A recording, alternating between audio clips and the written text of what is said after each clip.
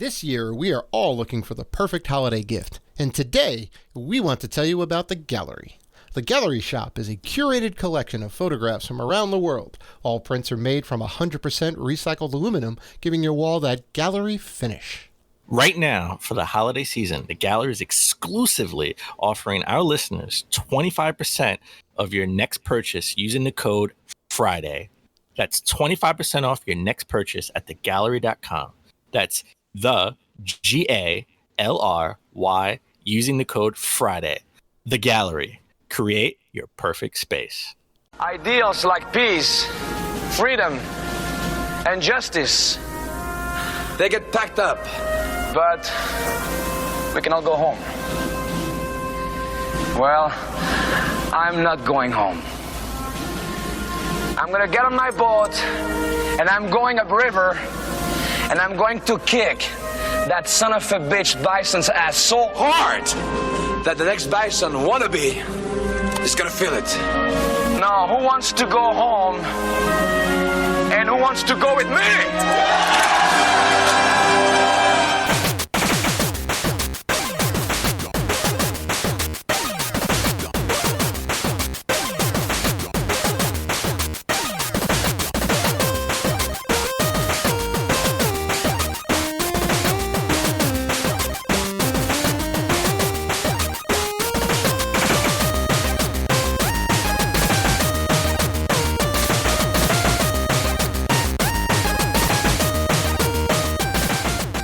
Welcome to the Rated G for Gamers podcast, episode 250.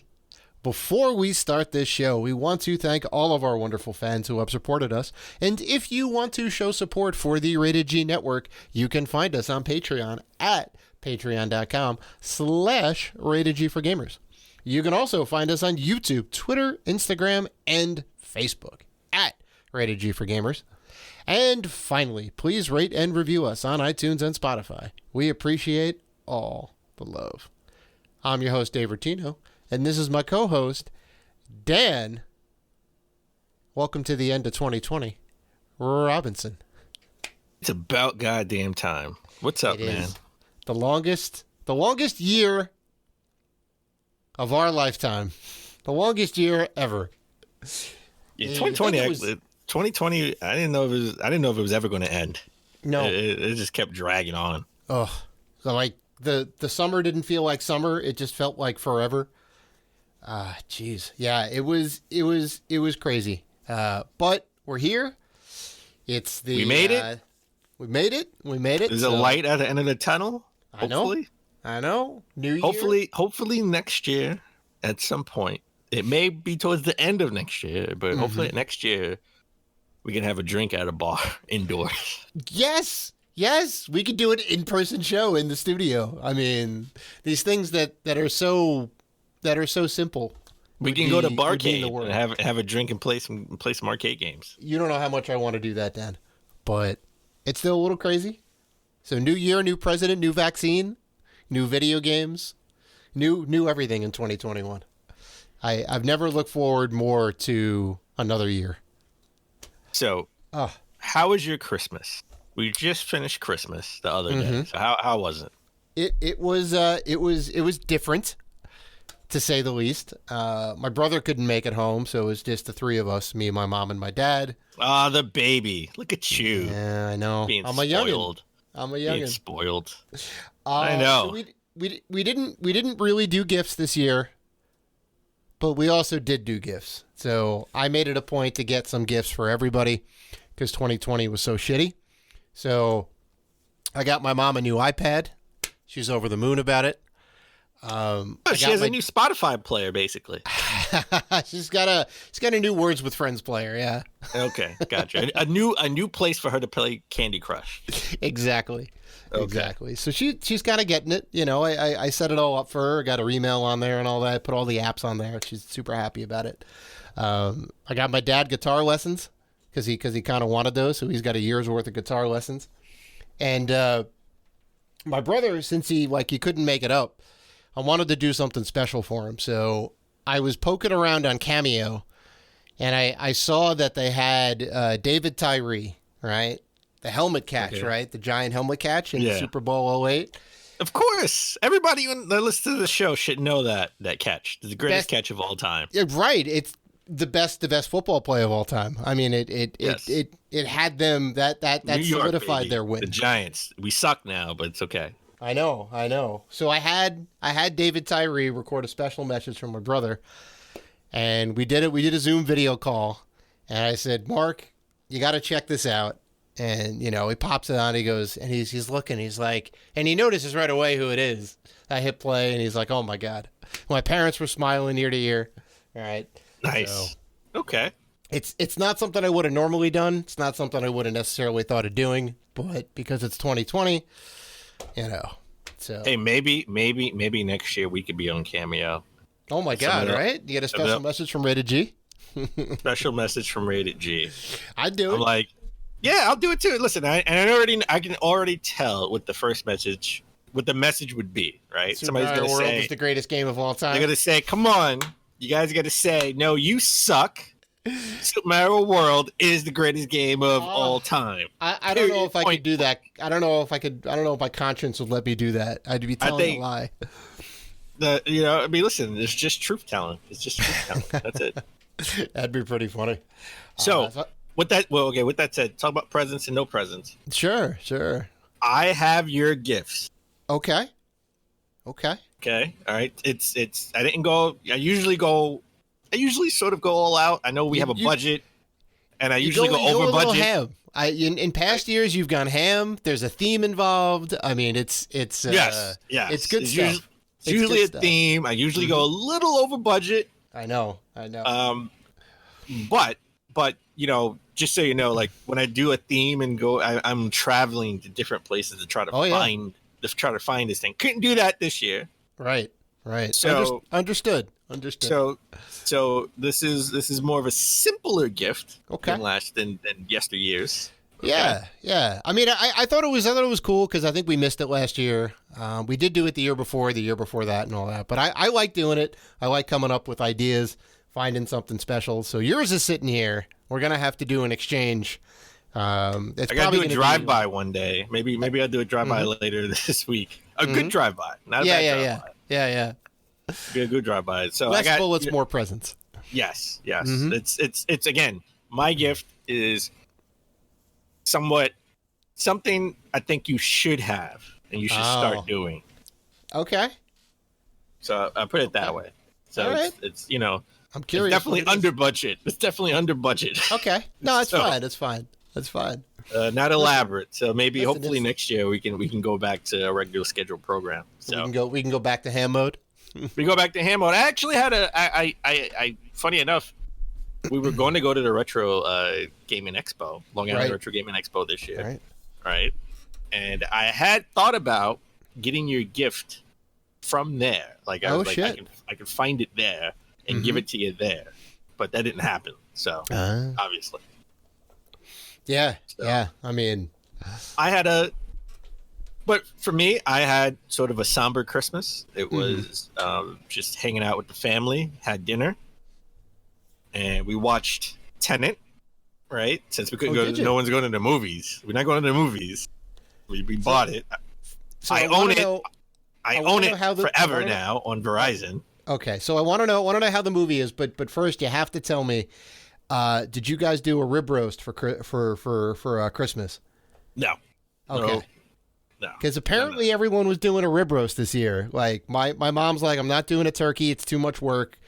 You can help me cook a rib roast and we'll do that. And it was actually delicious. But surprisingly, a lot of people were doing rib roasts. I don't know why. I didn't hear that. Okay. We had turkey. All right. So. I would have loved to have turkey instead. Trust me. But the rib roast was good. Sorry. Anyway. No. So we all had dinner and sat around the TV and watched Tenet, which was like 3 hours long. By the way, it was like as long as like in Avengers movie. Sure. Okay. We were all super excited. Yeah. We were all super excited to watch it. Mm-hmm. And we were all extremely disappointed. Not a fan. You didn't like it. An hour in, we were like, "Is this over?" Like, I'm so confused. I don't know what's going on. Sure. This doesn't make any sense. Sure. Oh, okay, that makes sense, but that's not consistent. I don't. So it's. I guess it's a movie you really got to watch twice. Yeah. Yeah. But even then, I still don't get it. I just don't get it. Okay. I know I get it. It's like I get it, but then I don't get it. Right. There's some parts that don't necessarily line up. I think a second watching would do that. I don't know if you. I want my 3 hours back. But what if? And this is kind of a big what if because you didn't like it the first time through. What if on second watching, you kind of pick up on some other stuff, and then you're like, oh, and you get a new level of enjoyment out of it. Okay, put it this way: the only way you'll get me to watch it for free, because if you pay me, I'll watch it again. Oh, I would actually need to smoke a hell of a lot of weed to sit there and watch that. You want to get your head right. Yeah. I need to be mellowed out. Okay. Yeah? There's no way you'll get me to watch that again. Like, I don't want to watch that movie again. Yeah. I don't really care. I'm I'm still confused at what was going on in that movie. Well, in. That's what Christopher Nolan does when he's not doing the Batman properties. Like Memento was like that, and Inception was like that. But those were good movies. Those were good movies. Those were fantastic movies. I love them both. Yeah. Listen, I like the acting. Don't get me wrong. Right? We got Batman in here. Robert Pattinson is in there. Is in the movie. Right. So I like the acting in the movie. Mm-hmm. I just didn't like the story. Okay. Because I still don't. I get it, but then I don't get it. That's all I can say. I was very confused. Everybody was confused, and everybody was kind of scared. It's funny because everybody was kind of scared to say, "Is this movie like?" It was like watching the original Star Wars. It's like watching Star Wars Episode 1. Mm-hmm. You want to like it. Is it a bad movie, or is it just like, this is not for me? Yeah. I don't want to call it bad, but I did spend $20, and now I own it for life. Right. So talk to me this time next year. Okay. When some time has passed, I'm probably like, it's bad. I was making excuses for it. It was bad. All right, fair I like Denzel's son. I like Robert Pattinson. They were really good in the movie. Okay, but it just didn't make any sense. Yeah. So well, that was my Christmas. If I can make a recommendation for you, I haven't necessarily finished the movie, but what I've seen so far is fantastic. 1917. It's on the list. I want to see that. It's good. Wonder Woman was on the list too, but I heard it was terrible. So now I don't know if I want to see it. Yeah, I was supposed to watch it with a bunch of people, and then I got caught up in like Scrabble with my mom, and I couldn't watch it. But yeah, everybody said this: whoever made the trailer deserves an Oscar, because it's not what you're expecting.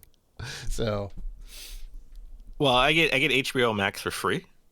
Oh yeah, because I have AT&T.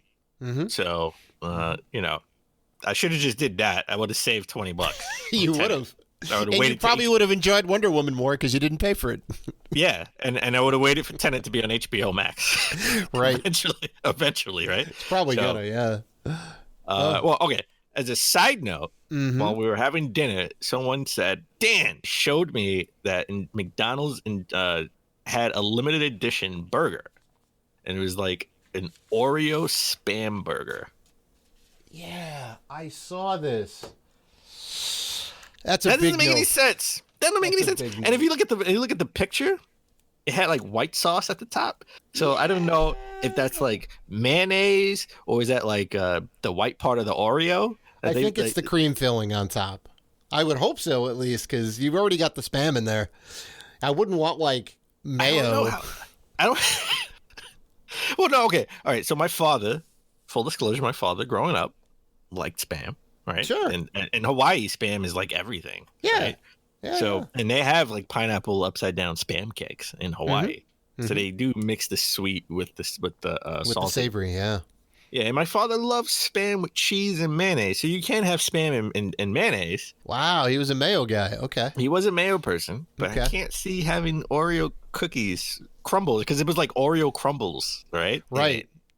So it's going to be messy as all hell. That doesn't look appetizing at all. That looks terrible. And it's going to be like a limited edition, so they're not going to have a lot. I mean, would I try it? Yes, out of morbid curiosity. I don't know about you. Okay. So what would be more? I don't even know how to phrase this question to you. What would you? Feet to fire. You had to eat one. Like you had to eat the whole thing. You had to eat the whole thing. Okay. Would you rather eat Spam and Oreo burger from China, McDonald's in China, or Japanese Burger King, the black burger, where it has squid ink to make the bread and the cheese look black? Oh, I totally go with the black burger. The black burger? Okay. Yeah, I've definitely had squid before. Squid ink's fine. I've makes had it taste a little fishy. Makes it taste a little fishy, and it's black. That's perfectly fine. You remember when Burger King was doing the like the dark buns?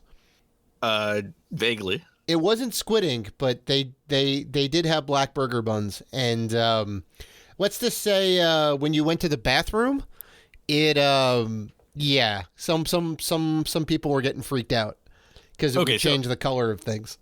I don't think the Oreo and Spam would actually taste good, but the black burger, if you just don't look at it, right? If you just like close your eyes and eat it, it probably will remind you more of a Big Mac than I guess a Whopper, right, from Burger King. Sure. Than anything. So you wouldn't think of it as a black burger. Just don't look at what you're eating, and you'll be fine. Yeah. That's so. It's just so weird. Spam and Oreo. I don't know. It's kind of like salted caramel ice cream, maybe, right? Which is a little bit savory, right? Because it's got the salt in there and whatnot, and it's mostly sweet. It's mostly sweet with an undertow of like of Spam. Savory. Yeah. No. I'm saying what you're saying is like mostly a sweet thing with the undertone. A little bit of savory, yeah. Savory. This is the other way around. This is all savory. This is mostly savory with an undertone of sweet. I mean, I mean, but I mean, like I'll dunk my sausage inside or on syrup, right? And it's kind of the same. That's kind of the same, but they kind of go together though, right? Like you have bacon and pancakes, bacon and waffles. Yeah, I know. Syrup. That kind of makes sense. It's a little bit more of a staple. And you do take syrup with it, like if you have chicken and waffles, right? You have the syrup with a honey on the chicken. Yeah. It's a lot more appetizing and pleasing. It's an actual like meal. This is weird. Yeah, this is all right. So next time you have some bacon or next time you have some chicken, just eat it with an Oreo cookie. I eat it with an Oreo cookie. You know what? I will, and I'll let you know. Let me know how that goes. All right. So we have a fantastic show to end out the year. We're gonna take a look back and talk about some of the memories, good or bad, from 2020. And at the end of the show, we're going to give our Game of the Year nominees. I pick 5, you pick 5. We have our top 10. But before we get into any of that, let's begin with a new console announcement. Everyone is just having consoles. You have a console. You have a console. It reminds me of the early 90s. Yeah, right. Where everybody was coming out with a console. Now, this is our first. We were just talking about McDonald's and Burger King. KFC has thrown their hat into the ring, and this is real. Apparently, I thought this was a joke. I thought this was a parody. This is something that I would expect April 1st. Right. We would see this April 1st. Right.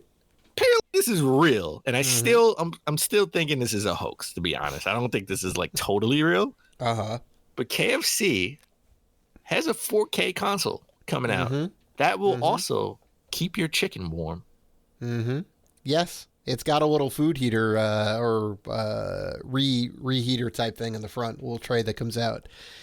Yeah, man. I mean, so if you're playing Cyberpunk and I don't know why you're playing Cyberpunk, but if you're playing Cyberpunk and it's making the system go faster and faster and it's heating up, you don't need a fan. You want that heat. Exactly. Keep your chicken warm. Exactly. Yeah, there you go. Or you could have your little spam sandwich, right, with the Oreo on top. There you go. You want to? Well, I don't know if I like warm Oreos, but all right. I mean, melted Oreos are pretty good. Well, I like fried Oreos. Yeah, that makes sense. So okay, we can have some fried Oreos and Spam. Boom. There you go. I'm making the recipes. So this is in a long line of weird KFC flexes. Like, I think last year they put out a dating sim. There was a KFC dating sim, which was a thing. They also put out, I believe it was KFC. Yeah. Because it's got Mario Lopez, who plays the Colonel. They have a Lifetime original movie based on the Colonel and his 11 herbs and spices. And now we get the KF console, right? The KFC console, right? 4K, 240 frames per second. It's a very powerful system for what it is. Like KFC went out there. I forget which PC manufacturer they partnered with, but they went the distance. This isn't necessarily like a game. I mean, it is kind of a gimmick, but it's a real PC. Like, you could totally run Cyberpunk in some capacity on it. You could definitely play Doom Eternal on it, and also keep your chicken warm. Let me ask you a serious question. If you're gonna ask me if I'm gonna get it, I'm gonna say no. It'll come out, right? And let's say they don't have any pricing. At least I haven't seen any pricing. But let's just say, for argument's sake, it comes out. It's $299. $299. Would you get it? If it was $299, I would 100% get it. Yeah. Okay. Yeah. All right. Because I mean, the parts that they have in here alone would make it well worth the price. Yeah. But I think it's going to be closer to $2,000, if I'm not mistaken. $2,000? Oh my god. I think so. Yeah. I think so. Oh, this is going to be a collector's item. Partially, well, it's partially because of their unique design, partially because of the food heater that's in there, and also because it's limited edition. So I think all three of those things combined is going to jack up the price a little bit. For $2,000, I'm out, because I'm never going to necessarily use it, because I already have a decent enough computer. But well, you know why I wouldn't use it? I'll tell you why. I already have a toaster oven. I don't need something to keep my chicken warm. I already have a toaster oven. Yeah, but you want something to play Steam games. Because only if it can steam the chicken, that'd be great too. No. This is wild, man. That's crazy. Why don't they just put out a spam chicken sandwich with an Oreo whip dip or something to go with it? There you go. That would work. McDonald's and KFC need to partner up. Well, they did weird things too, right? Where they made the breadless sandwich, right? Oh, yeah. The double chicken sandwich or whatever, where the chicken was the bread on the outside. The chicken was the bread with the bacon and cheese in the middle of it, right? Yep. Yeah. Well, listen, they think outside the box. Yeah. Because I'm not gonna lie, I prefer Popeyes. Oh, between the two, yeah. No, I'm with you. Yeah, I'm with you. Popeyes all the way. Oh, all right. So this is the last show this month. Well, this year, we have to get into the most notable games coming out next month.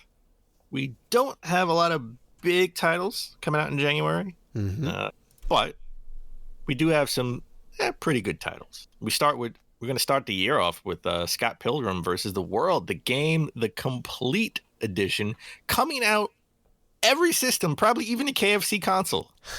Yeah. It's coming on PS4, Xbox One, Switch, Stadia, and PC January 14th. I love that there is a physical edition coming out, because you actually couldn't play this game anymore. You couldn't get it from any eShop because the licensing ran out. So unless you have it on your 360 or PS3 or I think PC hard drive, which I do, it's still on my 360, nice. You wouldn't be able to play it. This game is great. Like, it is. Your 360 value just went down. A little bit. That's fine. If I can have a physical edition on current console, like, I'm good. And this is straight up like River City Ransom. Like, it's totally got those vibes. It's just a newer version with updated visuals and an amazing soundtrack and the Scott Pilgrim license. I'm gonna pick up the Switch version. Yeah, same. We'll have to play online. Well, a game that I think we can play online. I'm not too sure. I don't really like these style of games. Hitman 3 is coming out. Oh yeah, coming out for PS5, Xbox Series X and S, PS4, Xbox One, Switch, Stadia, and PCs. The Switch. I think the Switch version is digital only. I don't think there's a physical for that. Oh, interesting. And that's coming out January 20th. The good thing is if you get the PlayStation version, you get to play like the VR You get to play it in VR. Oh, Right? nice. That was the kicker.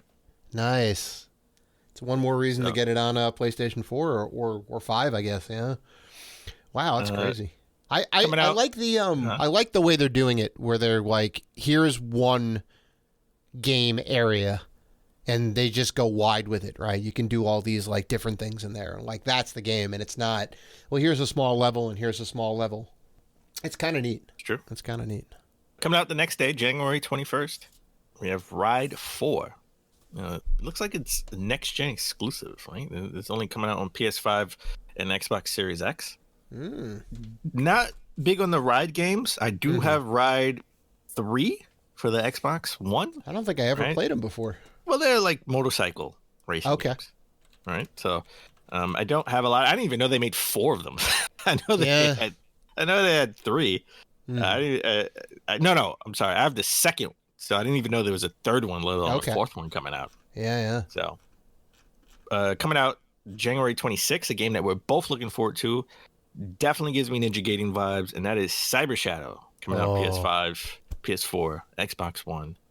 Probably the Series X too. I didn't see any advertising for it, but I'm sure it is. Switch and PC.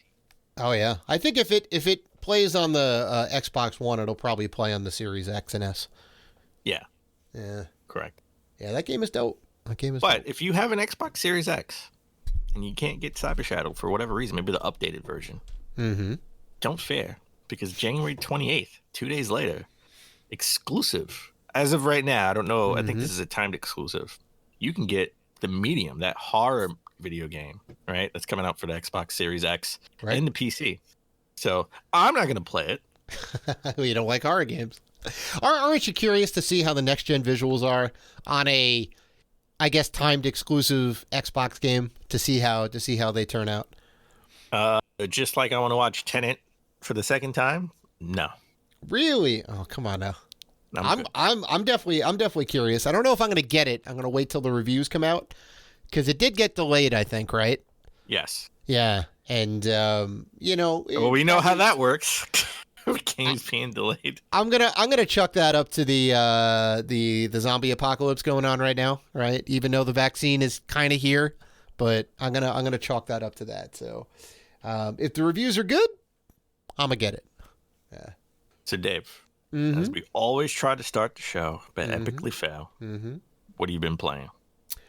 Well, I'm playing a handful of games because the Gears 5 Hivebuster DLC is now out, which is a single-player 6-person campaign with high-definition HDR visuals.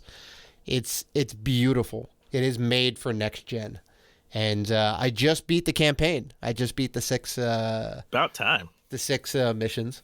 Yeah, it's really not that long. You can get like a ton of collectibles along the way. You can get a ton of achievements that are just for the Hivebuster campaign. It's good stuff, and it's free if you have Game Pass. They just like include it with it, which is kind of nice. So, been playing that. Been playing Final Fantasy IX, right? Just about done with that game, and also a little bit of Ghosts of Tsushima, because that game is amazing. So I'm definitely putting the time into it. Okay. So that's what's up.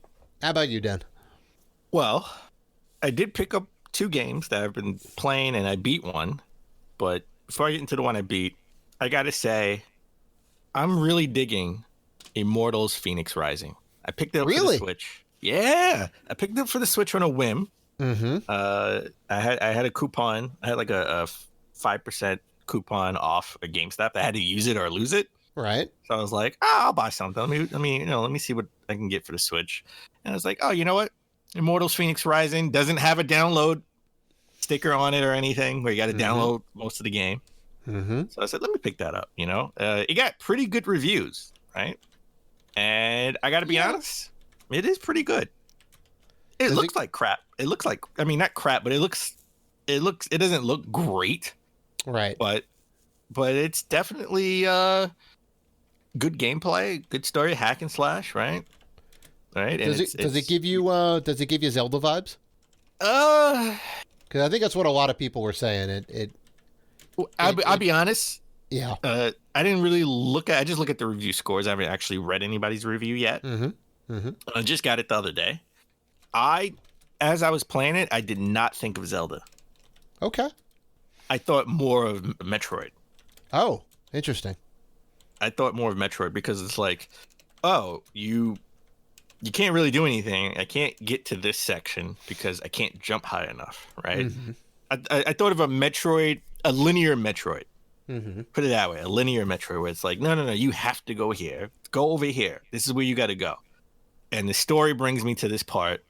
I go in, I beat a boss, I gain a new skill. Well, I beat the section. It's really, I haven't seen any real bosses so far. I get a new skill. Oh, I can now have a double jump, and I can jump really high now. So I jump really high, go to this area, and I gain a new skill. Oh, I can fly, so I could jump and I could float now. So now I can go over here, and that's sort of how it is, right? So I've only played about 2 hours. I definitely want to get back into it. I don't know how it is going further in the game, but you definitely get a lot of powers up front, like within the first first hour. Just like Zelda. Yeah. I will say this: I'm stuck in a in a place right now, and it's like a puzzle, and I can't figure it out. I don't know what I need to do. So I'm legit gonna have to watch a walkthrough because I have no idea how to. And that is partially on me because I thought this would be one of those mindless games where I don't have to really read. You can kind of switch your brain off and just kind of coast on it. Yeah. Yeah, and I think I missed something. Okay. I think I missed the explanation. And maybe that's why I'm stuck here. So I really like it. No, I kind of dig it. It's something that I would say you can wait till it's on sale. I mean, it's a budget title anyways. Like I think it was only like $40 to begin with. Yeah. So, some places have it on sale for $30, I think. Which is definitely it's worth 30. Yeah, it's definitely worth 30. I would pick it up for 30. Okay. I'm glad I picked it up. Something that wasn't on my radar. I didn't care at all. I thought it was a multiplayer game, to be honest. Oh, really? Yeah. And yeah, it's a game. It's a game for me. It's definitely a game for me. And then a game that's definitely for me, and that's Spider-Man Miles Morales.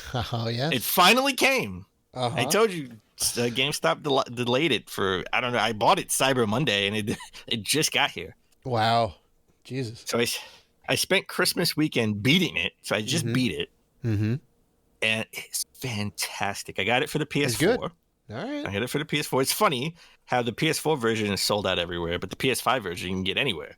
Right. Because nobody has no the PS5. one has yeah. Well, all the scalpers have the PS5, so they're not buying games. Oh. Yeah, man. Well, we got a little update to that. We got a little update to the scalping situation later on, which I think is kind of funny. But do you think this is Game of the Year? Game of the Year contender? Possibly. You got to wait to the end of the show when we give our nominees, but I really liked it. All right.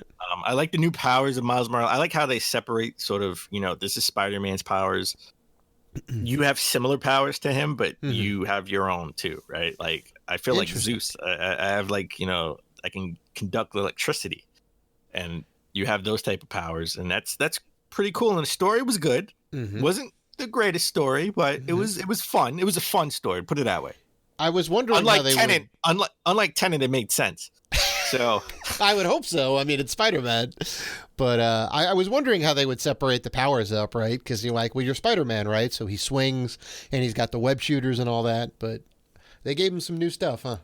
And I like how they write out the original Peter Parker, right? Yeah, like he's here, but then he's not here, and it makes sense.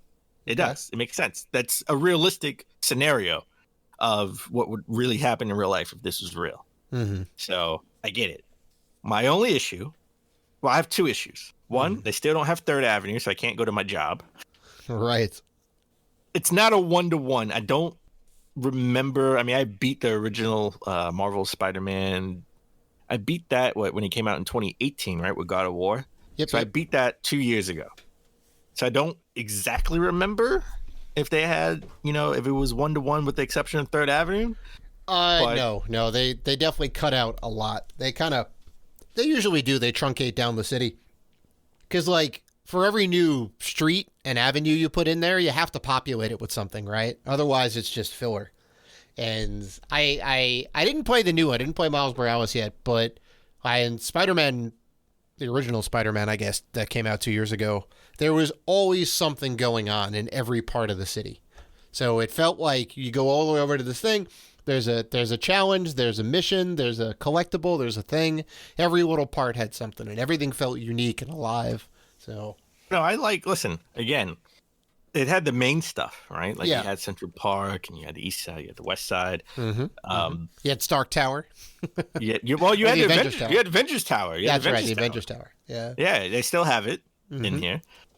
They don't have my job. They don't have Third Avenue. They don't have downtown. Looks a little different too. Yeah. And you know, what was that dog from the Immortals?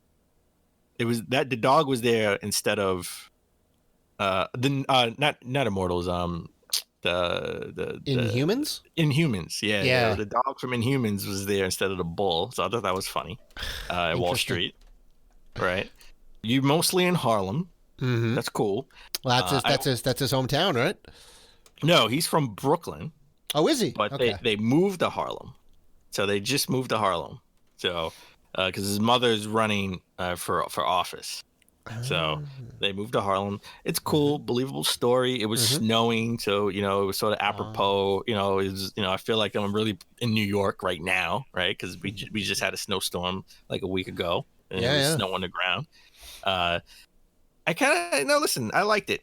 I will say this: the character was a little whiny for my taste in certain spots. Okay. Right, where I would have said, "Just do it. Come on, you're sitting here whining. You're Spider-Man. Just do it." You're like, right. I can see if you wasn't Spider-Man. Spider-Man, just do it. Right. You got the superpowers. You are capable of doing it. You're a little, he was a little annoying in spots. I'm nitpicking, by the way, because I really do like the character, and I like the actor, I like the voice acting, and other than the fact that New York wasn't 1-to-1, it was a great experience. I beat it in less than 10 hours, probably closer to 7. Yeah. And I look forward to, and again, if you do get it and you beat it, did you beat the original? I was trying to 100% it. So I got like 80% full completion in the game. And then something came up, right? Because I was playing it earlier this year. So I really just need to take it over the end zone. All right. Well, same thing with that game you do with this game. Beat it and let the credits run. And okay. they have another cut. There's a cut scene. Okay. So I see what direction they want to take Spider-Man in for the next game. Okay. But here's another nitpick. The name. Okay. I'll tell you why. Having if you see the official name for the other Spider-Man games were Spider-Man. At least it was just Spider-Man. Right. Well, it was the first one. Yeah. This game is Marvel's Spider-Man Miles Morales. Okay, right. So when I put it in my app that keeps track of all my video games, it's not with I should have 3 Spider-Mans in a row for PS4. I don't. Right, I do have the Game of the Year edition that has the extra missions too. So okay, I should have 3 Spider-Mans. I don't. I have 2 Spider-Mans, but I have a Marvel Spider-Man Miles Morales. Right. Which is a little annoying. So the name is annoying, just from a collector standpoint. Yeah, I hear you. I have that problem actually. Let me ask you this on like a quick side note with the whole Marvels and Disney stuff. Like specifically Marvel's Iron Man too, right? So it's Marvel's Iron Man. Right, exactly. If you had the physical copy of that game, right? And you do, but I mean, like, say you have a physical copy of the game, do you put it under S or do you put it under M? I'll be honest. I try to stick to what I have in the app. So if the app has the official name in the database as Disney's this, right, then I'll keep it under D. Okay. I will say this. Most of Disney's games aren't officially listed as Disney XYZ. Interesting. So it's just Cars is just Cars. Right? It's just Cars. Okay. Or it's just, Aladdin. Or it's just, it's just the name. Right. Right. Marvel, I will say, Marvel has the thing of some games are called Marvel's. It's Marvel's Avengers. Right. So Right. I'm surprised they didn't call it Marvel Spider-Man. Because they had right? It was all part of the thing. It's a Marvel property. well, we say Marvel Spider-Man because it says it, but officially, I guess it's just Officially, Spider-Man. they just call it Spider-Man. Huh. Yeah. So I even looked this up on like Amazon. It was just like Spider-Man. Right. But yeah. I've never heard That's it references Marvel. But I hear you. I feel your pain on that. You know. So, all right. So why don't we take a break? When we come back, we'll take a look back at the year that was 2020. Hey, this is Matt Adler, freelance journalist for IGN, and you're listening to Rated G for Gamers podcast.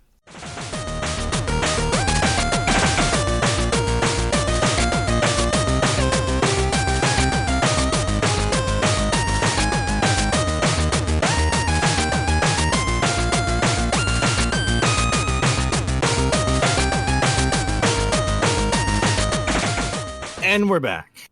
All right. Let's take a look back at 2020. All right. The year that was. Mm-hmm. We started the year off strong, right? We started the year off pretty good. We had PAX early on. It came in February, right? Right. It was the earliest PAX I've ever been a part of. Right. I've never remembered PAX being this early. We went to PAX. In retrospect, probably not the best idea. Yeah, right? But when they say hindsight is 2020, well, this is that. Yeah, so we went. I mean, the zombie apocalypse was brewing and it was coming up, and but we both said, you know what, we're going. It'll be okay, right? Well, I have hand sanitizer. Yeah. I had disinfectant spray in the hotel. Oh my God, I had wipes. You had it clean like a hospital. I can tell you, every time I walked in the room, Dan would be wiping stuff down like he was the cleaning crew. Yeah, man. I was making sure we're good. I know. No, and we didn't shake hands. We didn't have masks. We didn't have masks. We didn't shake hands. We were doing elbows and just waving and saying hi. Yeah, and always using hand sanitizer. So we were doing the best we could do.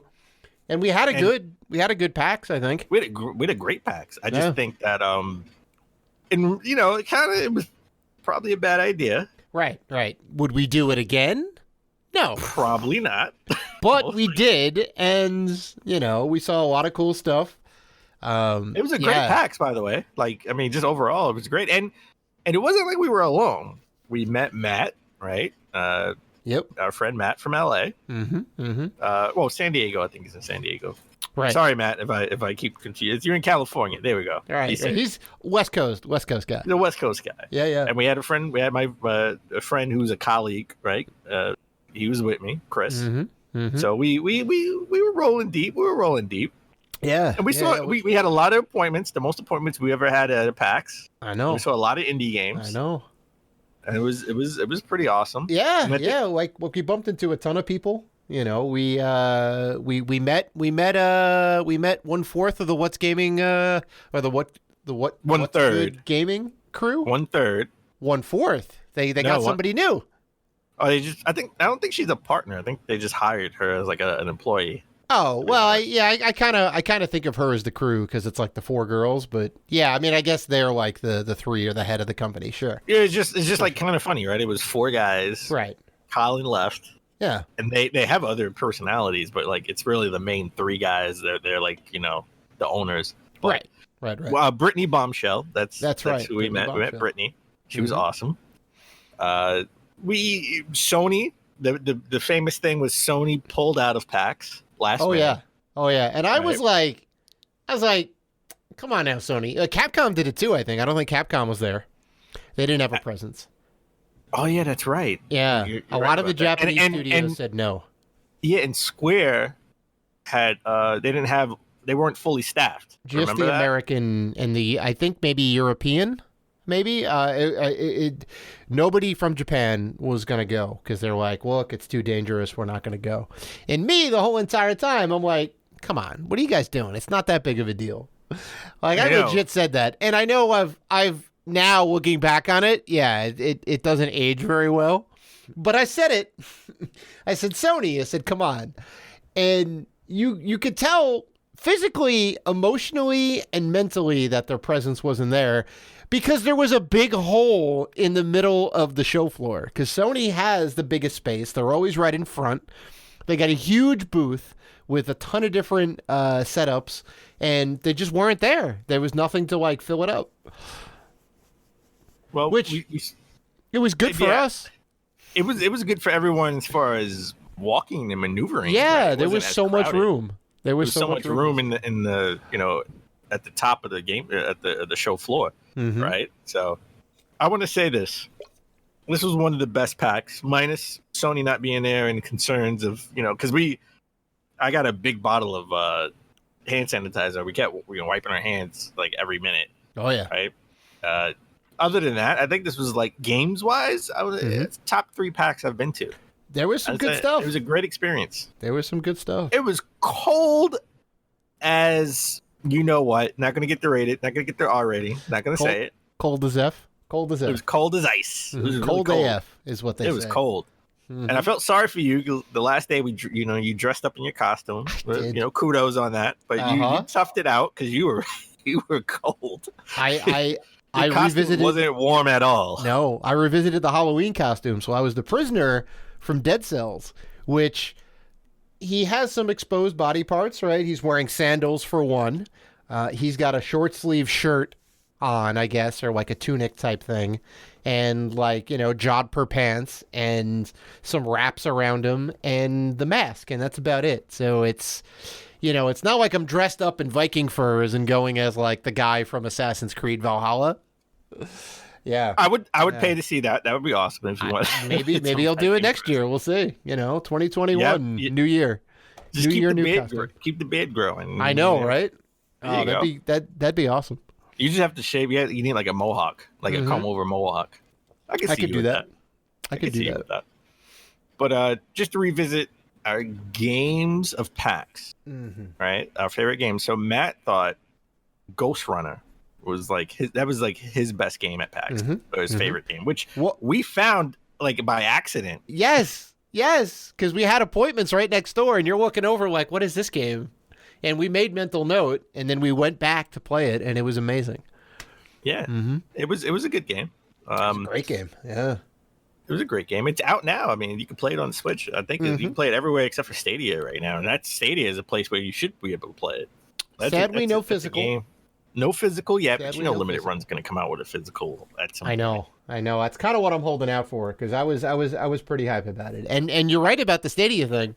They really need to like work out the rights and put this on Stadia, because it is a beast of a game in terms of the graphics. So Stadia is the spot for it, right? If you want to be able to like play this game effectively, like Stadia would be an option. But I thought, and this is surprising because you know what type of gamer I am. You know the games I love, and this was sort of came out of left field. You wouldn't think this is a game that's for me, but I really love this game. I was touting this game the whole time. I even brought Matt, I brought you, I brought everybody who will listen. Yeah. And that's Disjunction, right? Like it was like a sort of a cyberpunk stealth action RPG set in this dystopian underworld. It was I think it was like in a future, like 2050 or something like that. In New York, it's supposed to be in New York. Yeah. It was a top-down perspective. Top down. You know what I thought of it as? I thought of it as a stealth Hotline Miami. Right. That's what I thought it was. It definitely had that graphical style to it. Yeah. I really like that game, and I still think that the game's coming out 2021. It is. So, it is. Yeah. Not physical. I was super hype on. Well, there was 2 games I was pretty hype on. One was Cloudpunk, which I thought was really good. At the end of the day, it's an okay game, but it also had the like cyberpunk style visuals, right? Lots of reds and blues and purples and all that. I mean, there was a ton of games. Ghost Runner had that same vibe, right? Disjunction had that vibe a little bit. There was every game and its mother was like, this is the cyberpunk style game. At least like in the aesthetics. But the game that did it for me was Shovel Knight Puzzle Dungeon. Which you was really like love that game. You really like. I was shocked that you picked all the games we saw. I was shocked I know. That you picked. I know. I don't think you got to play it, but I went with our friend Anthony. I think you were off doing something else maybe, and we went over to play it, and I'm like, this is fantastic, right? It's set in the Shovel Knight universe, so there's all the characters in there, and It's like a puzzle action game. So you play on a giant board, and you have to kind of make the right moves, and you got to like make sure that your health is up. And every time you make a move, I think you lose like some health points. And it's definitely unique. It is very much a yacht club style game in the Shovel Knight universe, but not a straight up action game. So, I have yet to. I think it came out. It kind of fell off my radar a little bit. I think it's out now, if I'm not mistaken. But I haven't yet to play the full version. That would be a game that you would want to play on a Switch, right? 100%. That's a Switch game. What, do you remember what platform you played it on? Do you remember if you played it on a Switch or not? I'm pretty sure it was like a PC setup. Yeah, I don't PC. think it was on the Switch. Okay. Yeah. But that's definitely a game I would want to play on a Switch. Oh, of course. I'm pretty sure if it's not out already, they definitely have plans to put it on the Switch. I would say this is probably coming in like 2021 if it's not coming out. I mean, this is not a game that I would think that they would delay it indefinitely, right? Like this is something I can see actually coming out. Oh yeah, it's actually TBD on the release, so I haven't missed anything yet. But it played really well. It played really well. Okay. Little did we know that would be the last gaming event. That'd be the last event for anything. Like literally, the NBA shut down. All 2 weeks later, all the events and conferences, GDC shut down. Just like boom. Yeah, and then E3 announced that they were canceling, right? Because remember, E3 was holding out for a while. It's like no, we're still happening. Mm-hmm. We're like, well, GDC shut down. Right. This, the NBA shut down. But then, they were holding out hope that they could still do it, and they finally had to shut down as well. And then America, the world shut down soon after. Yeah. So, and then everybody had to come up with their own sort of, Nintendo-style direct. Right. Their own show, Well, it was bad when people they didn't trust E3 to have like, hey, let's just have a digital E3. And people was like, no, we're not interested. We'll just do it ourselves. Right. They're like, we don't need you to organize anything. We could do this, right? We all have cameras and the equipment. We can just host it ourselves. It'll be fine. And they did. I think everybody and their mother had their own conference. Well, listen, Xbox has sort of their own, they had their monthly show, which I got to be honest, I got to call them out on something. They made a little bit of a promise and they didn't keep it. They promised that we would learn something about the next generation every month when they have Inside Xbox. That's right. And there were some months right after they said that. There were some months where they didn't say anything. Oh, really? Oh, I thought we got a little bit of info. No, maybe not. No. All right. There were some months we didn't get anything about it. So I just want to call that out just a little bit. No, fair enough. But Ubisoft had Connect, right? They had that, which was, Sony already started their State of Play, right? The year before. Nintendo never goes to E3. No, really. No, they just have a direct. They have a direct. They have a big direct. So it was curious to see how would other people do it, and Ubisoft Connect was interesting. Mm-hmm. That was an interesting thing. I just think they didn't need to spread it out. They could have had one big one and just kept it that way. And I thought, because that first one was lackluster, to be honest. Mm-hmm. The second one had a little bit more oomph into it. You like the spectacle, right? That's why we love E3. We like the bigness of it. We want to see all this stuff packaged together, right? So if one thing doesn't hit, then the next thing is probably going to hit, right? There'll be something that's like, oh my God, here's the mic drop moment.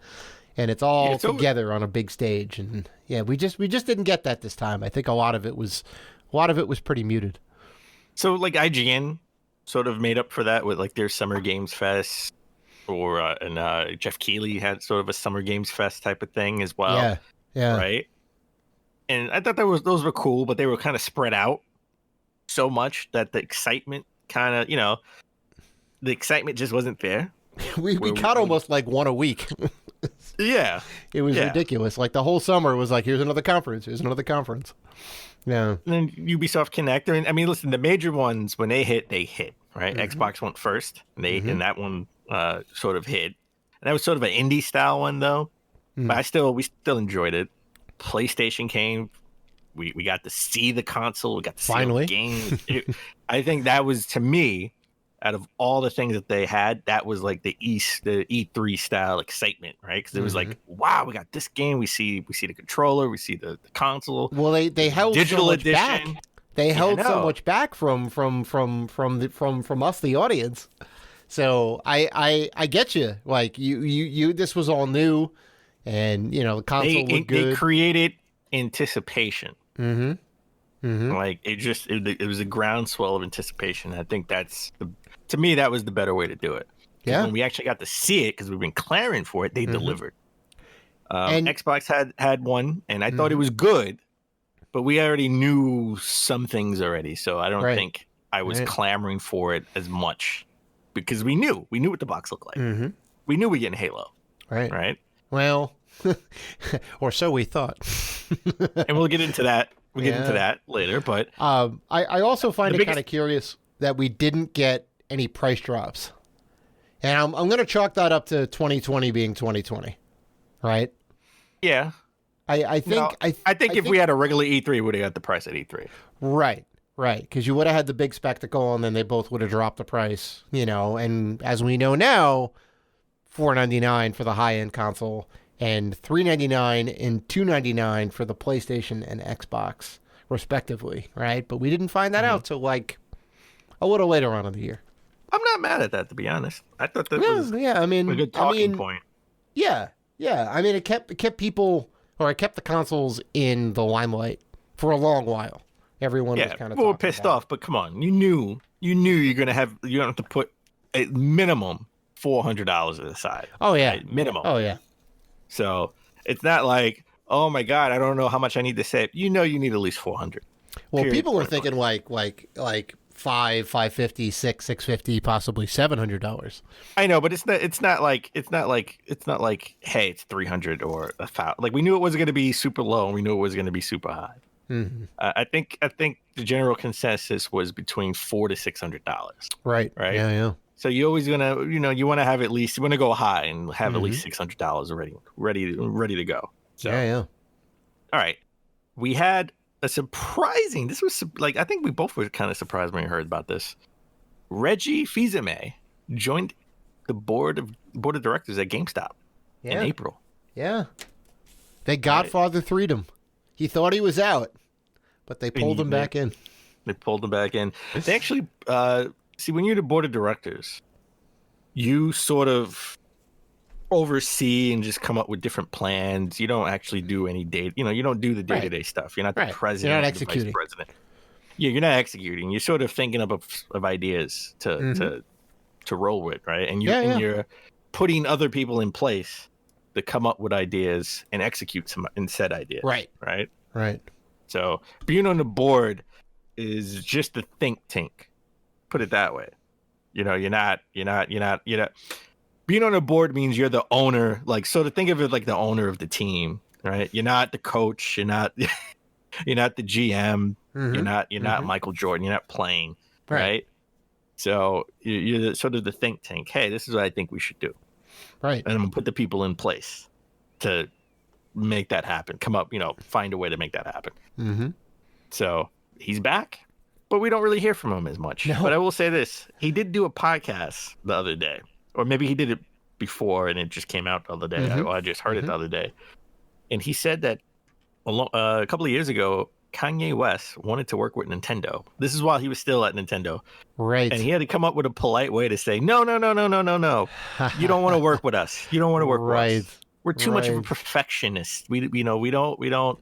And Kanye was like, no. That's why I want to work with you. I'm a perfectionist too. I know you want the best. Yeah. And he's like, no. We don't kind of want to. No. You don't want to work with them. It's okay. He was probably fishing for a publisher to put out his game about his mom. Yeah, he had that weird his mom ascending to heaven, angel game or whatever it was. I understand the premise, and I was cool with it.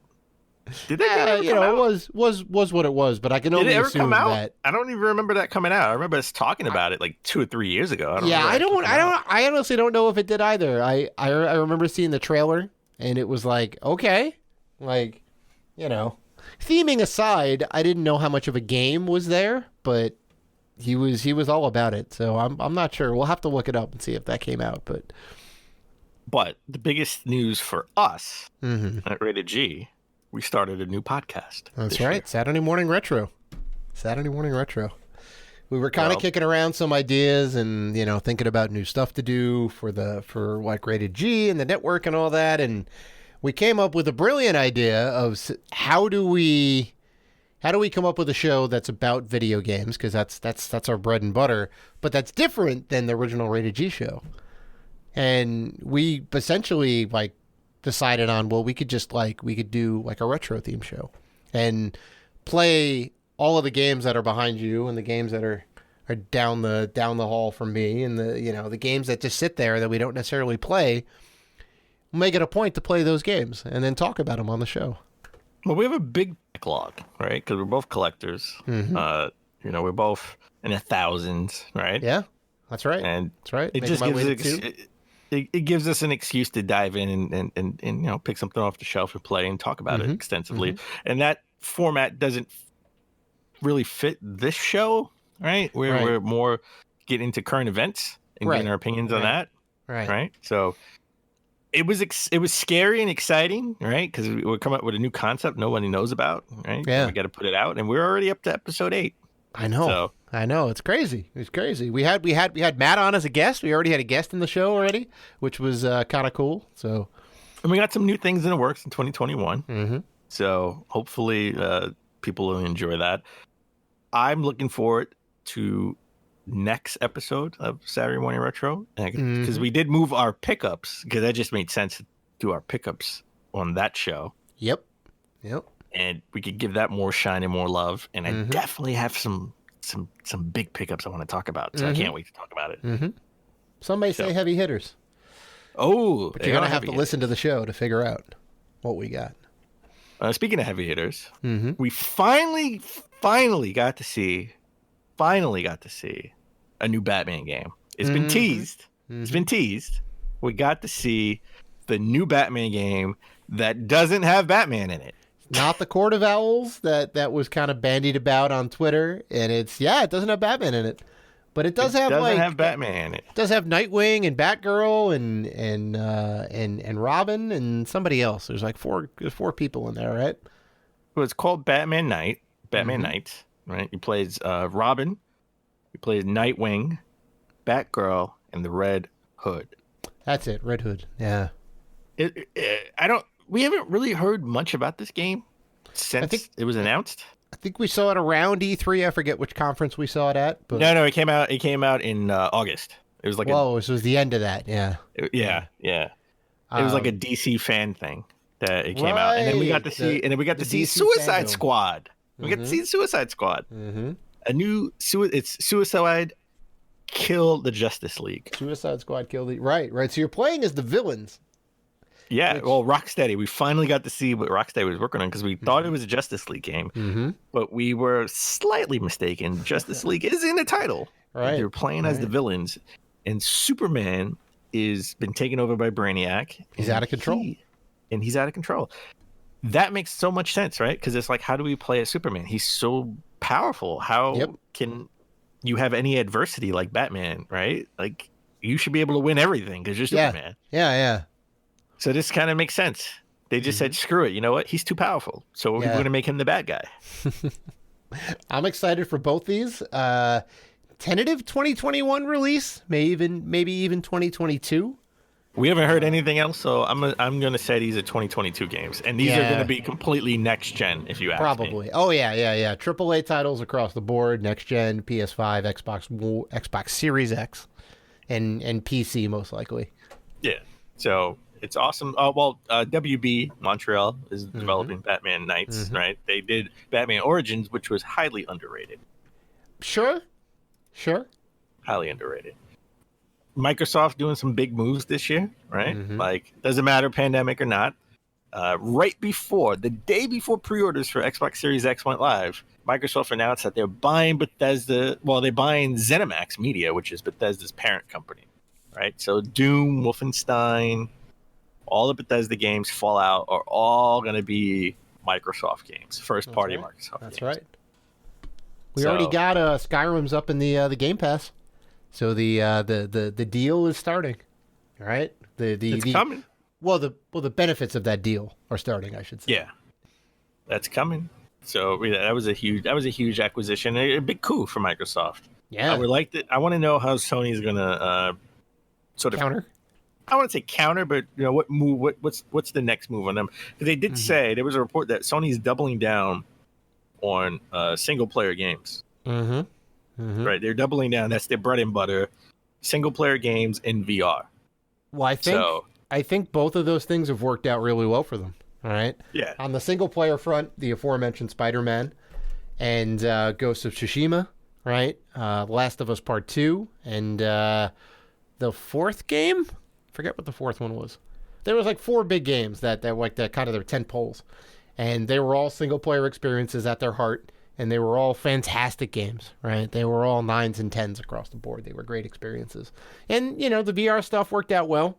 They're the only ones that are in the console VR space. Nintendo kind of tried to do it, but nobody's really taking their VR thing seriously. Well, we had God of War, Spider-Man, Death Stranding, Ghost of Tsushima, Last of Us Part 2. Yeah. The top 5 first-person games that came out. Single-player games that came out in the last 2 years. They were all super strong. They were all console exclusives. And, and then, VR. Like, they got a ton of good VR stuff. No PSVR 2 on the horizon just yet, but I think soon, like in the next couple of years, we'll definitely see a new version of that. And then right after that, Halo Infinite got delayed until 2021. Yeah. The launch game for Xbox got delayed. Right. Well, there was a big controversy over when they first showed Halo Infinite, right, at their sort of E3 digital press conference. It was the August one, not the June one, I think, right? Because the June one was all third party, Correct. And then this one was a little more first party stuff. People didn't like the way it looked, right? No, it looked no. They really killed it. Digital Foundry killed it. Everybody killed it, right? So it's obvious that this wasn't ready for showtime. Yeah. But they kept saying it's ready, it's coming, it's a launch game, and I think they wanted to make it ready, but they I'm not gonna lie, we haven't talked about it in the show. It hasn't made the list of gaming news on our show, but 343's had a lot of issues.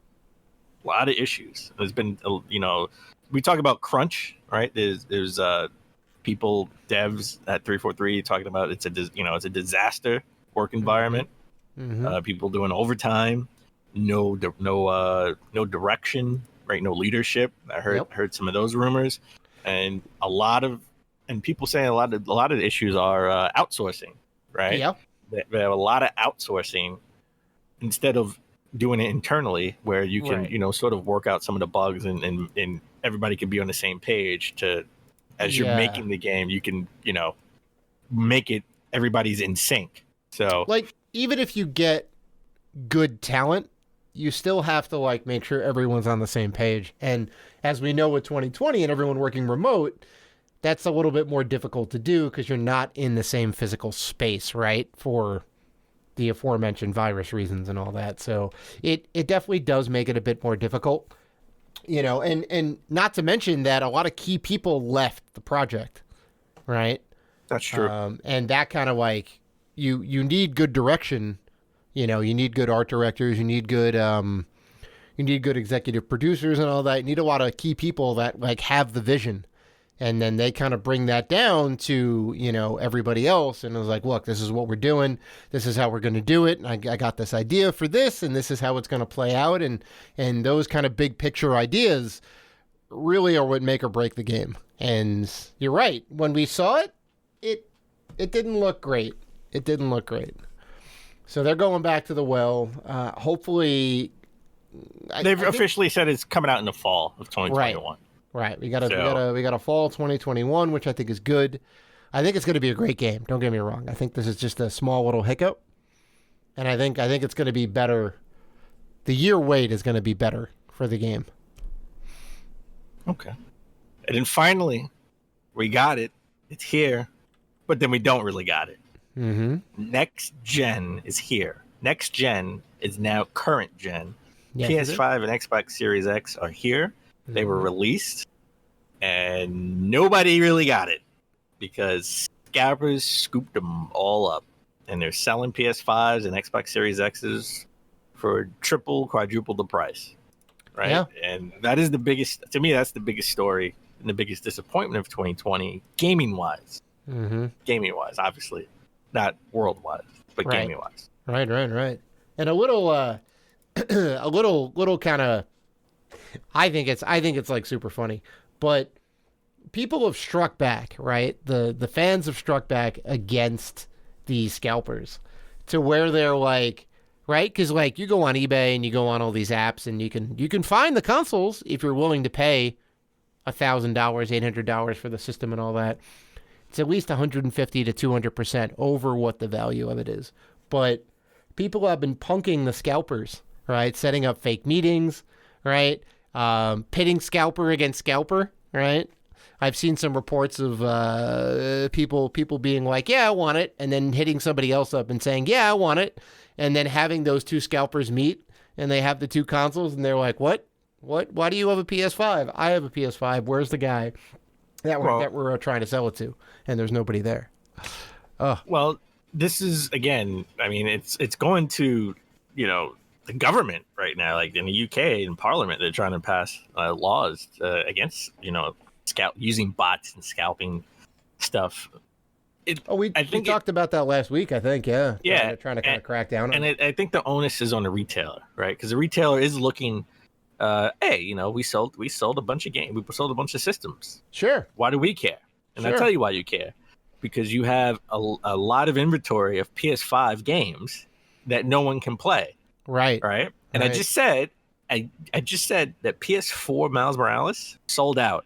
Right. Sold out. It's the only one people can play. Yeah.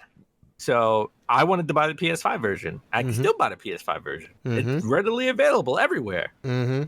But you're not getting that attach rate when you get. If I would have bought a PS5, I would have bought 3 or 4 games. Right. So you would So have had a there's high incentive attach rate. for the retailer to kind of crack down on it.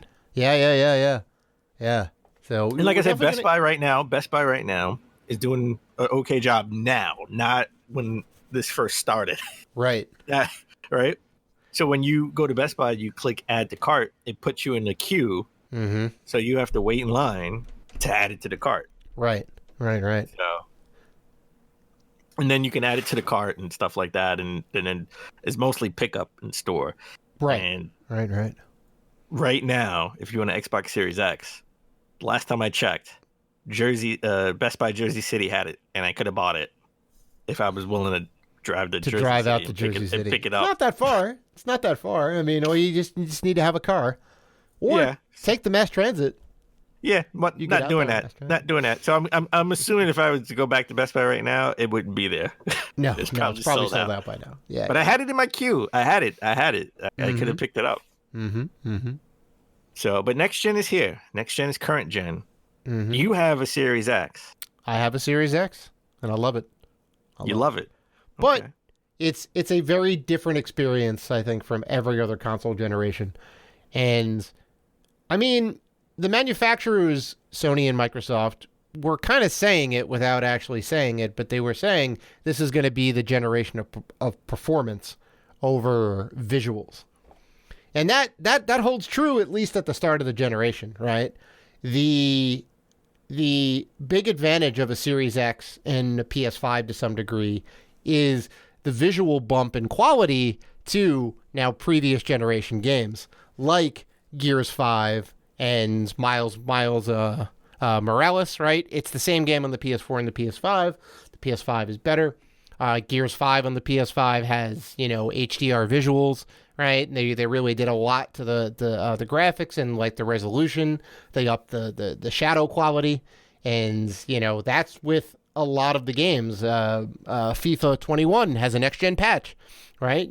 I bought the game before the new console came out, and you can go and when you put it in the Series X, they say, do you want to download the update, right? And it's a big graphical update to the game, and it makes it look so much better, and it's got it has a better frame rate, and it has like slightly better visuals to it.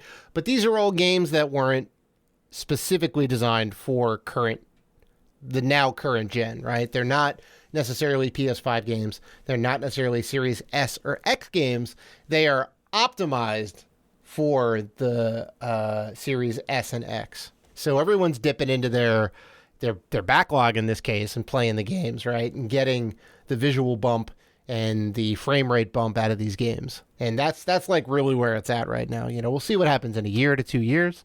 Well, remember we saw that demo that was made in Unreal Engine. Oh, specifically yeah. For the PlayStation 5. Yeah. That thing looked amazing. Mm-hmm. Like that. I just imagine when we have 2 or 3 years in to this generation. Yep. Games we are have made something to look forward to. specifically just for the PS5. They're not going to care about the PS4 performance or the Xbox One beta machine performance, right? Yep. Like it's just going to be for the next gen and use it to the best of its ability. Gonna It's going to be be phenomenal. crazy. I can't wait. But you know what should have waited? I do, Dad. Cyberpunk should have waited. Cyberpunk Yep. 2077 Yep. capped Yep. the year off Oh. with a big old stinky cherry on top of this. Stinky cherry? Yeah. Is that The stinky cherry is a shit pile. It's a shit pile. It's very much a shit pile. Yeah, it was stinky cherry. Come on, go with it. Okay, I will. I Go will. with it. Yeah. So Cyberpunk was released. It was delayed like 4 times, and it should have been delayed a 5th time. Mm-hmm. And it was released. Everyone was hyped, and it either, if you could play it, right? Like unless you have a PC, it's not really playable. It is legit unplayable on PS4 and the OG beta machine Xbox. And then even if you had a PC, if your save file was bigger than, I forgot what the number was. Yeah, 8 if megs. it got over 8 megs, it would crash. It would crash, and then your save was gone, which they have since corrupted. patched, by the way. Yep, They've since patched that. 1.06 patched it. They've had 6 different patches. There was a day 0 patch, a day 1 patch, and then like 4 other ones that came out. So they're definitely working on it. I think this was the worst video game launch in history. I can't think of anything that was worse. It went from being like the best-selling game, right? Mm-hmm. To giving back like $13 million worth of refunds. Well, they had to do a lot of refunds. Yeah, I would say Marvel's Avengers came close, but I think Cyberpunk is a bigger debacle. Cyberpunk was a bigger debacle because you can at least play Marvel's Avengers. Marvel's Avengers sure. was playable. Sure. You could find some fun in Marvel's Avengers no matter what platform you bought it on. Yeah. It is. Okay, trust me, I got some hiccups, but at least I beat it. It was beatable, right? Cyberpunk, I mean, we talked about the glitches. I walked around for I literally spent 30 minutes walking around for the next story queue, not knowing what I was doing or where I needed to go. And then I watched a walkthrough, and where he should have been, he wasn't there on my game. It totally glitched out. Yeah. It glitched out. Yeah. So I had to restart and do it all over again. So no. Yeah. It's not a good look. CD Projekt Red is in a lot of hot water. They are scrambling. They're just trying to tread water and make the game. I think their priority right now is to make the game playable and to give fans the game that they were promised. Right. Well, look, there's a lot of little features and whatever that aren't going to be in there, and some like gameplay things that just may not even get in the game whatsoever. But they have severe performance issues right now, which they're just trying to like patch up. And I'll admit they're doing their best, but they are. And yeah. my issue is, I think everyone's issue is, this game was announced when the PS3 and 360 were still out. Oh, yeah? Well, like 2012, 2013, yeah. This is a PS4 game. This is an Xbox One game. If it doesn't work, what were you developing for, right? Like, I know. PC. This should have worked. This should have worked on a base level on a PS4 and Xbox One. Yeah. Period. Point. Yeah. Well, they definitely overshot. They overshot their target, right? And it looks great and plays pretty well on the PC. It plays pretty well on Xbox One or Series X and like PS5, right? It plays okay on the One X and the PS4 Pro. But yeah, it was just a little bit too far. Well, I'm playing on a Pro. Right. Just for context, right. I'm playing on a Pro. Yeah. And we talked about all the glitches. I want to get into that right. I've had. But this should have been playable. Don't worry about the PlayStation 5. Don't worry about the Series X. Yeah, it says PS4 on the damn box and Xbox One on the box. Yes. That's all. So, we talked about the year that was. Let's talk about the year that's coming up. 2021. What are you looking forward to? And I'm telling you right now, the two biggest things I'm looking forward to is one, Cyberpunk being playable. Sure. And two, me actually being able to buy a PS5. Those are the two things I'm looking forward to. I'm with you on the second one. I have a good gameplay experience with my rig. I've been keeping up with it, so it runs pretty well. Minus some crashes here and there, but it's pretty good. But I'm with you on the Switch Pro. It's been my kind of E3 prediction when we do like the prediction show for a while now. And eventually they're going to have to put out a Pro. They're going to have to put out a mid-generation refresh, right? They did the Lite version to replace the 3DS. Now they got to do the Pro version to stay competitive, right? Maybe some more RAM in there, bigger hard drive, possibly 4K or 1080 on the go. That would be kind of nice. Yeah, I mean, I think really those are the big things, as well as the games that got delayed, right? Games like the Medium, which I think is going to be fairly big. I'm kind of looking forward to that. All the changes that are coming to Cyberpunk, all the updates that are coming to Cyberpunk, for sure. So well, I'm with you on that. Well, what game are you looking forward to that we sort of know and confirmed is coming out next year? Like, I'm looking forward to Ratchet and Clank. Like, we saw gameplay. Yeah, we know that's coming out next year. Mm-hmm. Oh well, right? Halo for sure. Yeah, Halo. Yeah, true. Yeah, that's right. Halo's. Hopefully it does. Hopefully it looks better when we see it. Oh, it's gonna E3 time. It's gonna have proper ray tracing and better shadows, and it's not gonna have that weird grunt 3D hologram thing. It's gonna look a lot better. Yeah. I mean, the gameplay looked good. Master Chief has a grappling hook now. Well, we know one thing for sure. 2020 was a shit show. Yeah. So 2021 has a low bar to beat. It could literally just walk over the bar. That's how low it is. That's how low it is. So with that said, we're going to take one more break. And when we come back, we're going to get into our Game of the Year nominees.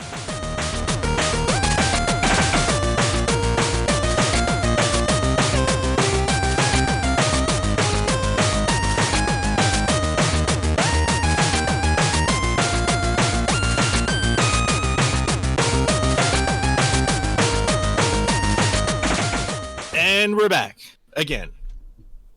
Let's get into our Game of the Year nominees. I'm not gonna lie, I look forward to this every year. Oh yeah. And last year it was I think last year was the hardest year. It was to pick a winner. Out of the 5 years we've been doing this, last year was the hardest. I don't, and I think you've said this too. It wasn't an amazing year for video games, but there were a handful of games that were like really good. Yes, and we gave it to Death Stranding. But it was neck and neck there between Jedi Fallen Order, which is an amazing game, and that doesn't get any love. Doesn't get any love because it came out a little bit late. It did. Right? Yeah. Well, it didn't get all the game. It didn't get any love at the Game Awards. Yeah, because it came out too late. But yeah, I think this year, like, even though it was a total shit show, we had amazing games come out. All right, we had some really good stuff, and I think my list will surprise you. All right, so this is how it is, tradition. You pick 5, I pick 5. We have our 10 nominees, and next week, the first show of 2021, we'll announce the winner. Yep. The Game of the Year of 2020, and we will put to bed finally 2020 and move on. All right. So. Yep. Dave, do you want to do the honors? Who is Sure. your first nominee? Who's your Sure. first nominee? Okay, so my number 5 in the number 5 spot was the long-awaited sequel to the Naughty Dog classic, The Last of Us. This is The Last of Us Part 2. A very polarizing game for a lot of people.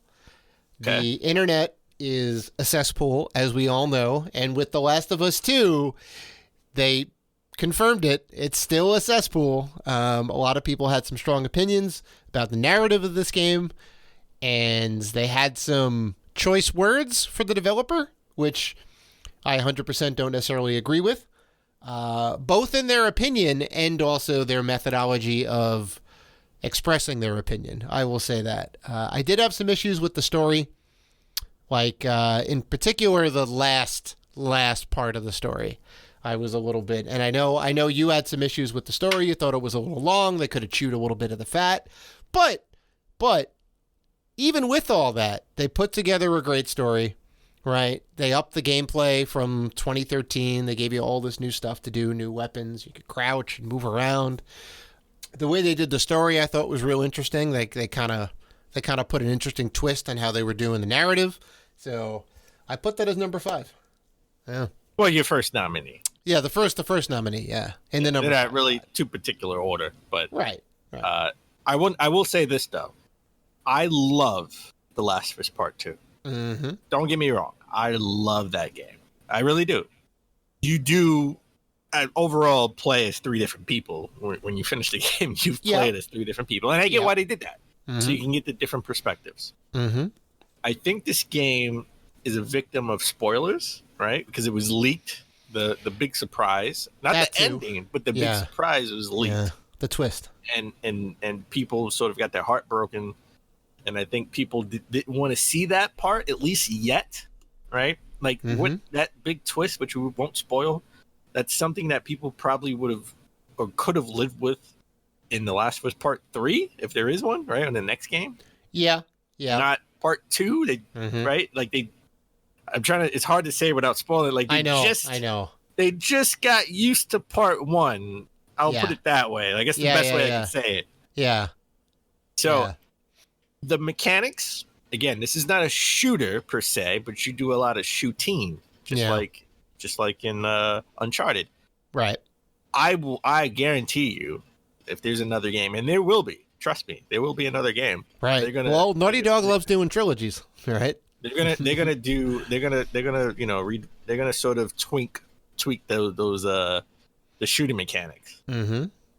But it's not bad. It's not Uncharted 1 bad by any means. Right. No, they come a long way. Yeah, they come a long way. So I like that. My issue with the game was I think it was too long, and I think some parts in that middle could have been DLC, playable, standalone playable DLC. Yeah. I think it was just too long. But emotionally, I was very invested, and I see why they did it. I see why they did it. They made you feel. It made me feel.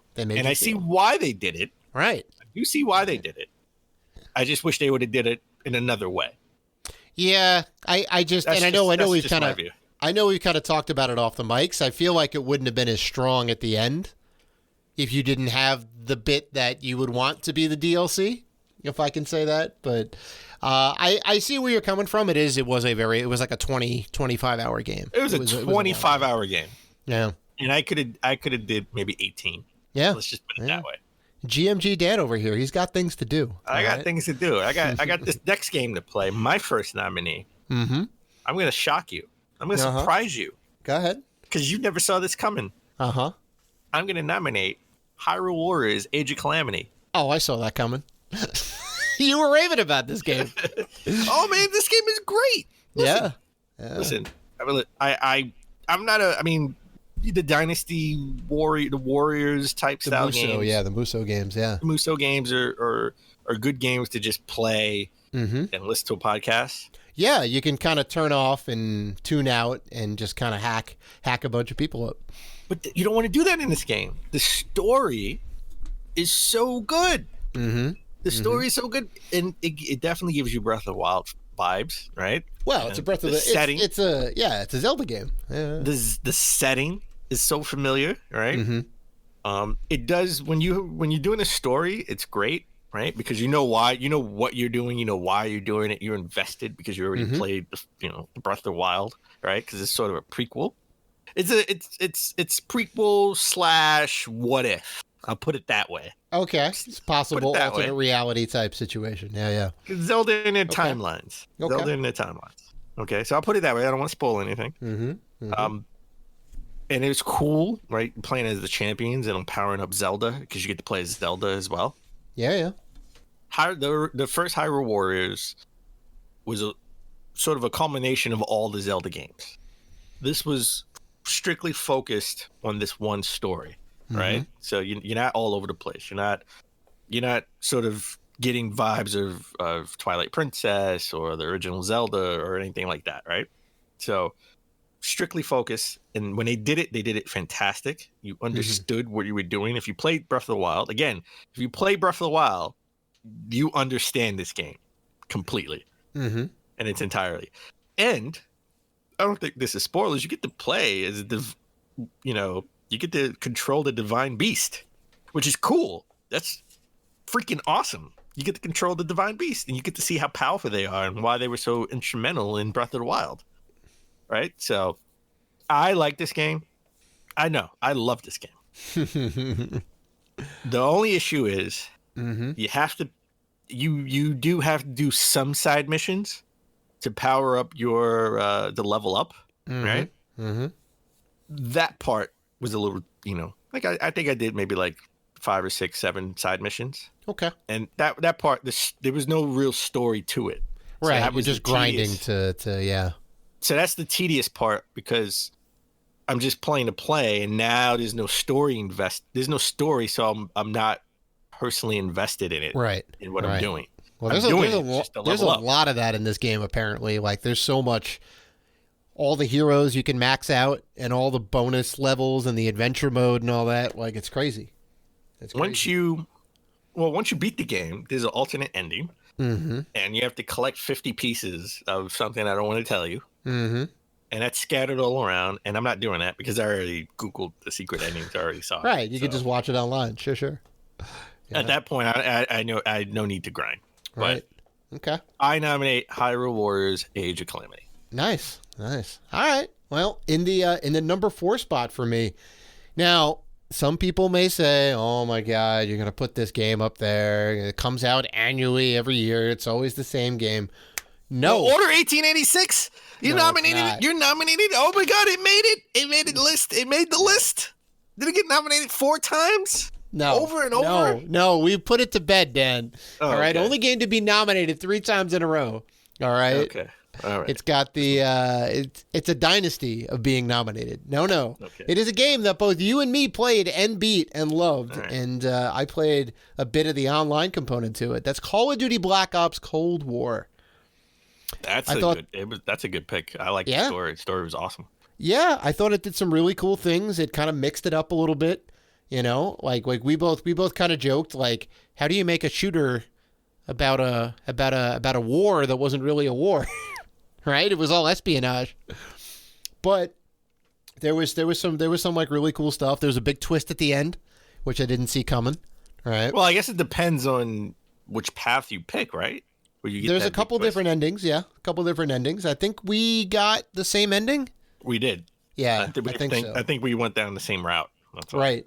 There's a couple of key choices in the game that kind of, and there's some great voice acting in there, right? There's a lot of cool collectibles. The world is great. It's mostly set in the early 1980s, right? So you get a lot of the 80s aesthetic. There's some neon around. There's like licensed 80s song tracks in there, and there's some bits where you go back to Vietnam and do that. Like that's kind of mixed up in it. I won't give too much away, but it's pretty solid. And the online component, it's got zombies in there.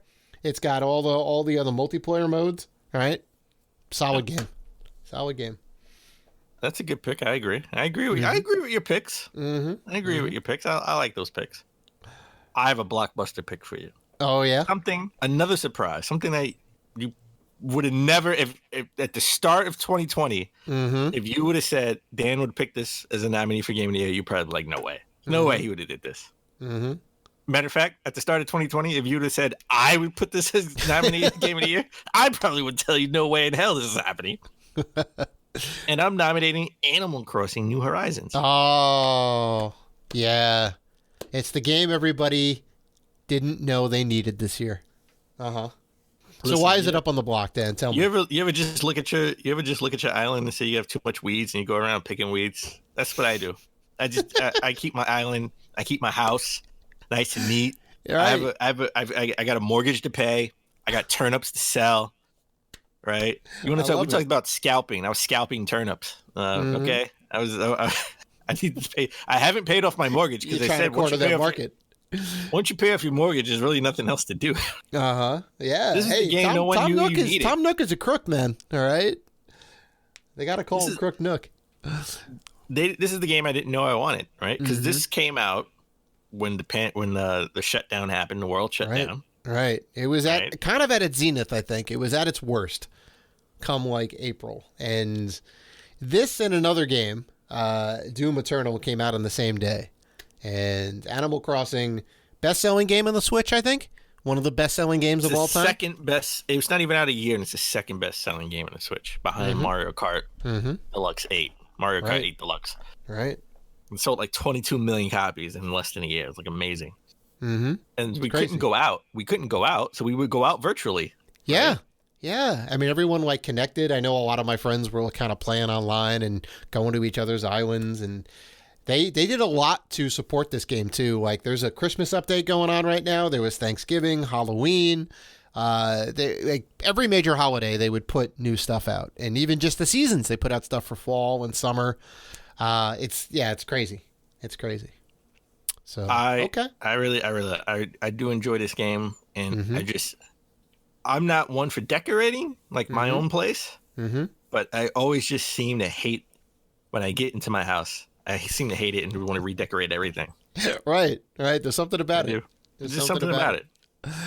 So, okay. I already nominated 2 Switch games. Look at that. I know. Switch is doing gangbusters this year for me. That's crazy. So my number 3 is actually a number 4.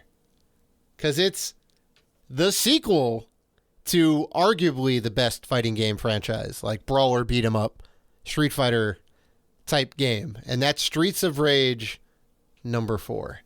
We played this at PAX. We had an appointment. Played it at PAX. We did. Yeah, and it was fantastic. It looked super polished. They did even more to it after that and added so much more to it. You can play as the retro characters, like in their old sprites, right? You can get them as unlockables. The game just, it's got a kind of hip, kind of cool vibe to it. The soundtrack is great. Oh, the soundtrack is amazing. Yeah, fighting mechanics are the best. It's got Adam's daughter, Cherry, who arguably is the best character in the game. I would agree with that. I would agree with that. Cherry's awesome. She's the only one that's got a full dash across the level. And I have this for both the PlayStation and for the Switch. I got it on 2 different systems so I could play with different people. So, yeah. Number 3. I love playing as old Axel. So that's old Axel is good too. Yeah. With the beard and everything. That's what I want. I beat it with Axel. Come on, old school. Mm-hmm. Nice. So that's my number 3 pick. Okay. So my 3rd pick is a game that I talked about earlier in the show. A game I beat over the weekend, and that's Marvel's Spider-Man Miles Morales. Don't let the short game fool you. This game is meaty as hell. I love Miles Morales. Yeah, I love Spider-Man, and I love web slinging through the city. It's winter, so snow is on the ground, so it's perfect. So you feel like it's current. Yeah, you feel like it's current. I love swinging around Times Square. It has the big set piece monument, sort of not monuments, but like the big things. Again, Central Park, Times Square. Yeah. It's not gonna have your job, Third Avenue, because they don't have a Third Avenue. It doesn't have my job either. It's okay. It doesn't have Broad Street down there. And you know what? You have fast travel because earlier in the game you do something. I'm not gonna tell you what you do. Yeah. Obviously, you save somebody, right? Because you're Spider-Man, and you get an unlimited Metro card, so you can fast travel on the subway. Nice. And Nice. and then the loading screen, which I'm assuming in the PS5 there is no loading, but the loading screen is cool because they see you on the subway, and people just think you're like, oh, well, in New York. If you've never been to New York, when you do rob the subway when there's no zombie apocalypse, or maybe when you do, even when there is a zombie apocalypse, in a lot of cases, there are people that are doing stuff for money on the subway. You know, they're dancing, they're singing, they're doing acrobatics. So people It's just showtime, think baby. people just think that you're a guy dressed as Spider-Man doing acrobats, And not the actual Spider-Man. not the actual Spider-Man. It's so funny in the loading screens. So I kind of like that. That's fun. Mechanics still the same. Yeah. Love the move set. Love powering up Miles Morales. You know, because I feel like Zeus. I can have electricity. I can conduct electricity. I will say it's not just button mashing, because you definitely have to dodge. So you got to learn to dodge. There's so many enemies coming at you and shooting you and coming for you, and especially when you have to do specific things to beat a boss, like Rhino. If you got to beat Rhino, there's certain things you have to do where you have to electrically charge something, grab it, throw it, with 10 people shooting at you at the same time, right? Right. And then they can delay your charge. So you really do. It's not just button mashing. You do have to be strategic. And all right, I'm gonna go after him, but let me kill them first while he's still running towards me or coming at me, right? So you really gotta, and learn the moves, and upgrade your move set and learn them, because you're gonna need them later in the game when there's like so many enemies around. So I love that game. Nominating Spider-Man Miles Morales. Good pick. All right. So my number 2, if we had an award for Game of the Century, this would be the winner. And that is Tony Hawk Pro Skater 1 and 2 Remake. This game, Dan, I've been over the moon about this game. I love this game. I beat it, but there's so much more to it. It's a high score attack game, right? Wrapped up in a skateboarding motif, right? Okay. Got all the classic tracks from the original games and a bunch more. Super updated visuals. Everything looks beautiful. The Create a Park mode is expanded out so much. I've seen some like crazy places on there. Somebody made Hogwarts Castle that you can skate around in. It's so good. They added a bunch of new skaters into it to kind of modernize it up, as well as all the classic skaters, right? They're all in there. And it's great. You load it up, you drop into a level, 2 minutes, high score, go at it. That is like the core of the game. And I love this. I mean, I can't say anything more about it than I already have, but if we ever have a game of the century, this is that game. Okay. Interesting. Again, I'm not a big skateboarder. I know. Skateboarder fan. I did order this game, FYI, for the Xbox. Oh, nice. I did. I Nice. got it on sale. On sale. Good deal. I got it on a Christmas sale. Yeah. Oh, it's so super fun. It's super I should have it. I should have it soon. It was like $18. So yeah, because it came out at 40. It was a little bit of a discount price. 18 is great. You're getting it less than half. Good deal. So Dave, my second pick, and I think hell froze over. Tell me about your second pick then. Hell just completely froze over. This for half the year, this was my favorite game. I can't even believe I'm fixing my lips to say this, because it's if you've been listening to the show, you know how I feel about this franchise. And Dave talking about this damn franchise, and I can't believe I'm going to say this. This is the only game in the franchise that I love. I now love. I can't even believe I said that. I love this game and this franchise I despise, and that's Final Fantasy VII Remake. Oh, yep. So we talked about this. I knew this was coming. We talked about this before the show, and I know you were real high on this, and you did it for Game of the Half Year, and I said, all right, you can take it. And you put it up again for Game of the Year, and I said, you know what? I think you deserve to have it as the pick, right? Because we try and do our best to pick different games, right?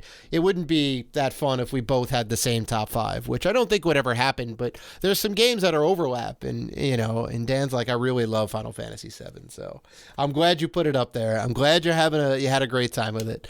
Well, I mean the biggest thing is they switched it from turn, it's now an action RPG, right? Heavy action turn-based. Yeah. Yes.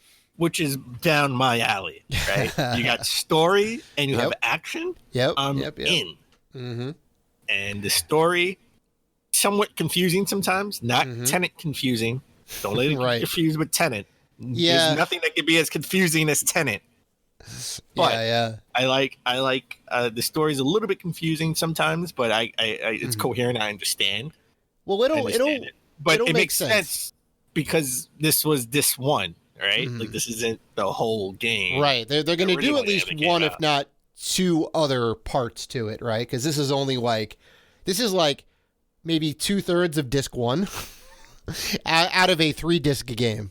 So there's still a lot more narrative to go, and it's all going to come together in probably some new ways. But yeah, you're gonna have a good time when it gets to the end, for sure.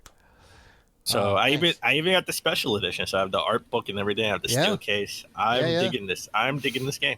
Nice. All right. So my number 1, drum roll please, is Doom Eternal.